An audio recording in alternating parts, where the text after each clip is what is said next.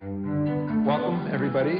We're here to take note of the fact that journalism is alive and well and feisty, especially at the New York Times.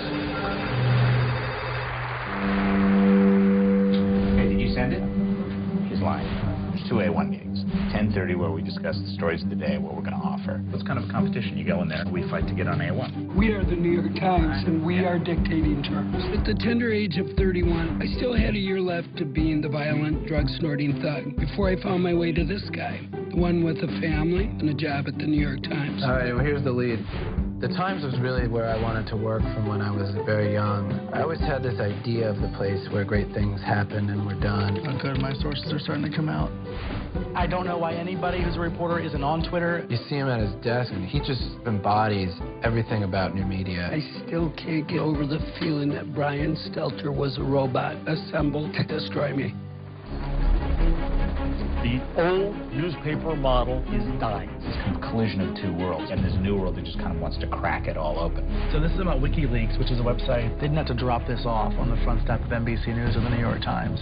They just dropped it off on YouTube and waited for everybody else to find it. The bottom line is, WikiLeaks doesn't need us.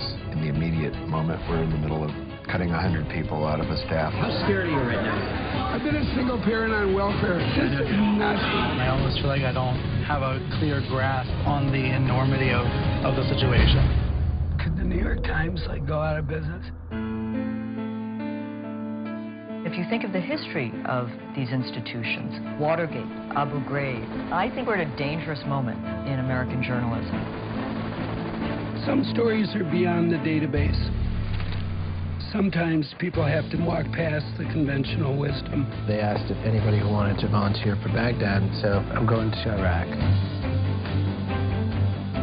News is not dying. The Times still, I think to a remarkable degree, does set the agenda.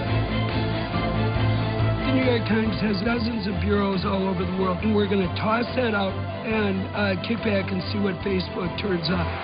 I don't think so.